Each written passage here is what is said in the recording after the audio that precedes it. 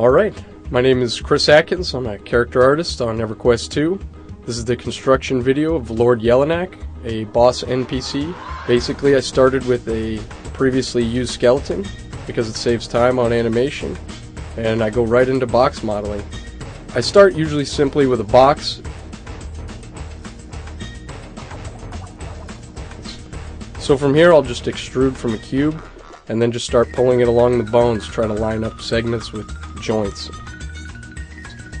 And from there I'll extrude a lower jaw, separate the mouth, and then I'll just start going in and detailing.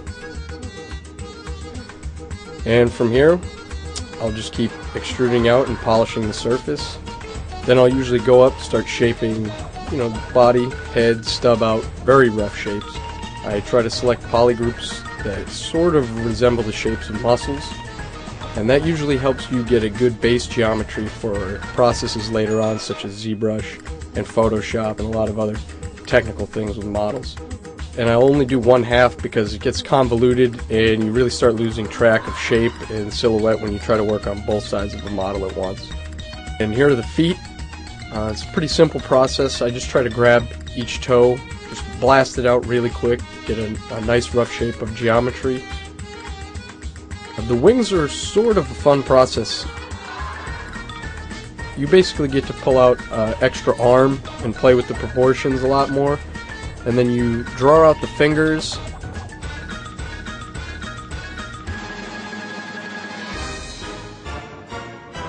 And then here I go on to the head.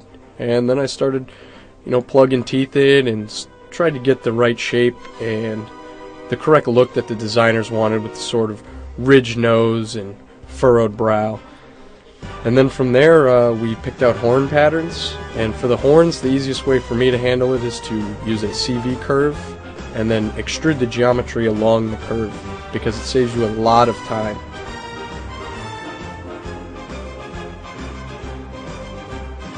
For the actual wing membrane, I like to use the custom polygon tool. Alright, and then we get right into ZBrush. From the model, you come into ZBrush and you usually end up subdividing your few thousand poly mesh into 1.2 to 2 million polygons.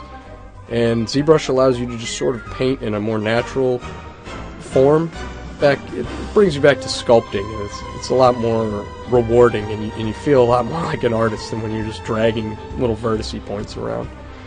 So here I just start going in and I get right into muscle detail. I try to use a brush that will sort of create that striated look and musculature, and I'll usually start with the neck and all of the shoulders, because those are big muscle groups, and I like to get those shapes and forms out first. I usually go to the head last, or I'll jump around, but I like to get the body all set because the head's such an important feature that you want to spend the most amount of time on it at the end that you can.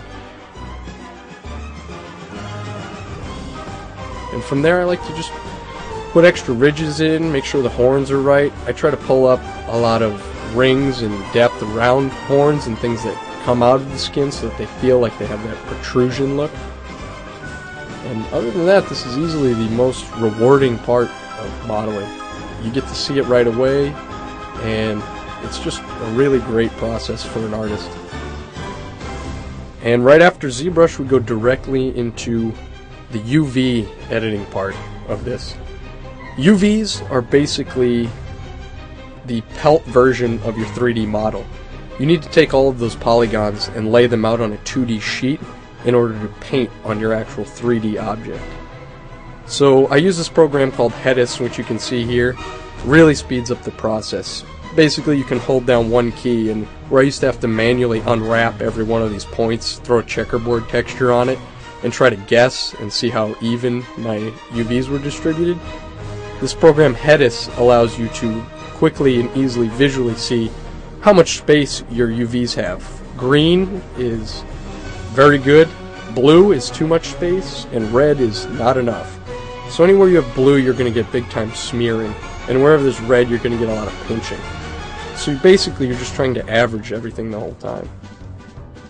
Now that the UVs are laid out, I go back into ZBrush and I'll start laying out the base color. It's a pretty simple process. You turn off inflation in ZBrush and you turn on RGB mode, and then you can just paint colors on as you need.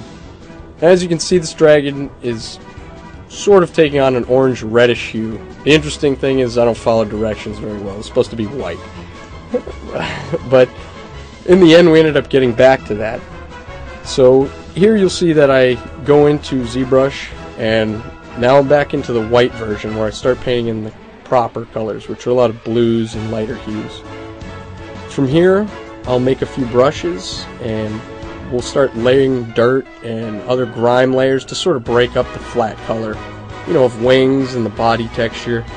I'll also usually make a few brushes for scales and other things that sort of help give it variation and bring a little life to it. And they're things that I photo sample because it's really hard to paint in some of those details, and when you're trying to save on time as well, it's a lot easier to photo sample things and sort of mix that with your general painterly style. And here we sort of get to start to see the final product. 6 days worth of work, and this is where it all starts to come together. You get to see the mesh applied with the actual shaders. You start to get to see some of the bump mapping and the lighting information and the normal map that drives all the scales. And then finally you get to see her in game. And that's pretty much the process. I'm Chris Atkins. I really enjoyed making this model. I hope you enjoyed watching it as well. I hope you get to enjoy slaying these creatures in the future, and I look forward to making more creatures for you. Sony.